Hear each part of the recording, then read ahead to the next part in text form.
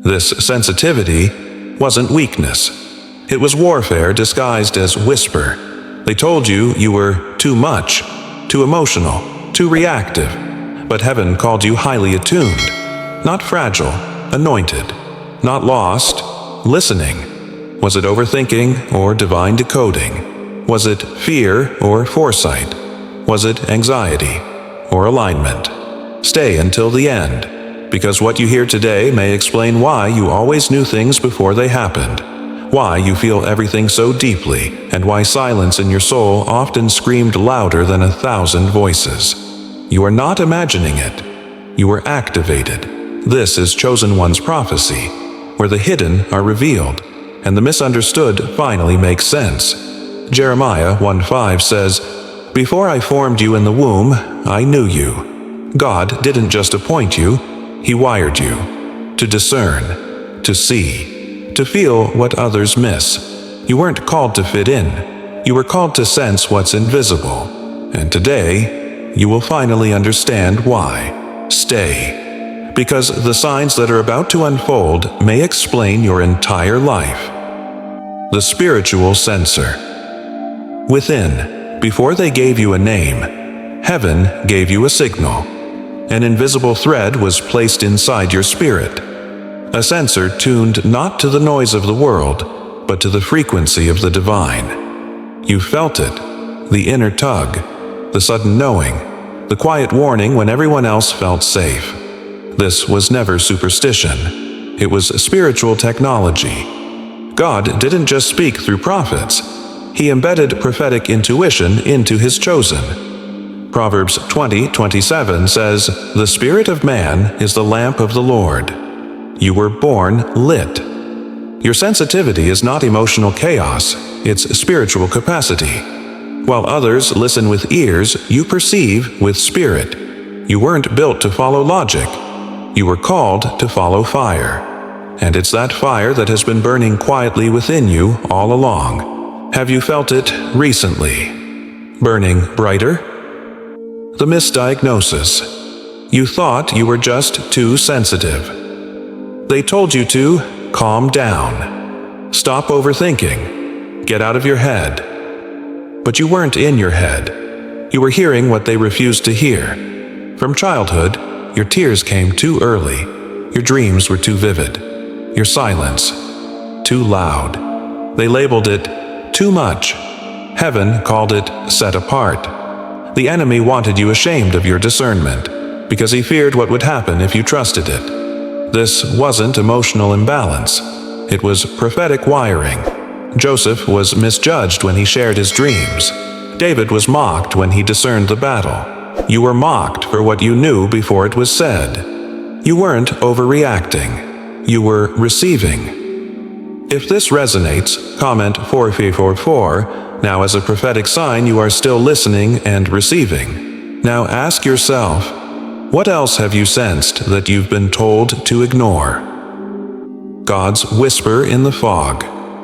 You've walked through fog so thick even your prayers felt like echoes.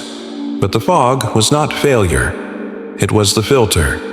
God hid your path not to confuse you, but to train your hearing. He wasn't loud because you were weak. He was whispering because you were trusted.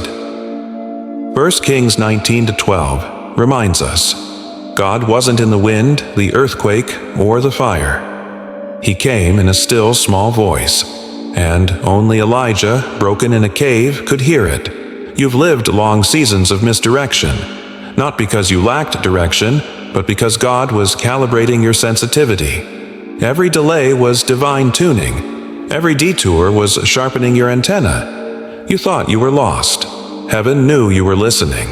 What have you heard lately that you've been too afraid to trust? The training ground. Loneliness, isolation, and repetition. You asked God why no one really sees you. Why doors close. Why people exit. But this exile wasn't punishment. It was preparation. You weren't isolated, you were insulated, preserved for power. David wasn't crowned in the palace. He was anointed in a field, forgotten by family. Moses wasn't activated in Pharaoh's courts. He was called from a desert flame. God hides his sharpest weapons in obscurity, because if the wrong hand grabs the hilt too early, the battle is lost. You weren't ready for the assignment until silence became your school. And in that silence, your intuition sharpened like a blade. So ask yourself, were you truly rejected, or were you being hidden for the day of unveiling? The cost of ignoring the signal. Let this pierce. Every time you dismissed that gut feeling, every time you overrode that whisper, you paid for it. The tears that followed weren't confusion, they were confirmation. God's Spirit doesn't just warn through thunder. Sometimes it shouts through unease. You felt the tension before the betrayal. You sensed the shift before the storm. But logic told you to give it a chance. So you did. And it broke you. Hosea 4:6. My people perish for lack of knowledge, but not lack of data, lack of discernment. Disobeying your intuition is disobeying the signal God custom-coded into your spirit. What would have been avoided if you had trusted the first nudge? Darkness confrontation. Why you were targeted. So early, hell doesn't attack what's empty. It assaults what carries keys. You weren't just hurt by life. You were hunted. Why did the abuse start so young? Why were you betrayed by the ones meant to protect you? Why did demonic patterns follow you even when you were innocent? Because darkness saw your light before you did. Satan targeted Moses as a baby. Herod tried to kill Jesus in the cradle. You think the warfare is random? It was launched before you could even speak, because hell knew. If you ever realized what your intuition could unlock, chains would break in every generation you touch. You weren't broken, you were battled, and the fact that you're still standing proves this. Your calling is greater than your wounds. From gut to glory, when intuition becomes authority. There's a moment when sensing isn't enough. You must speak what you sense.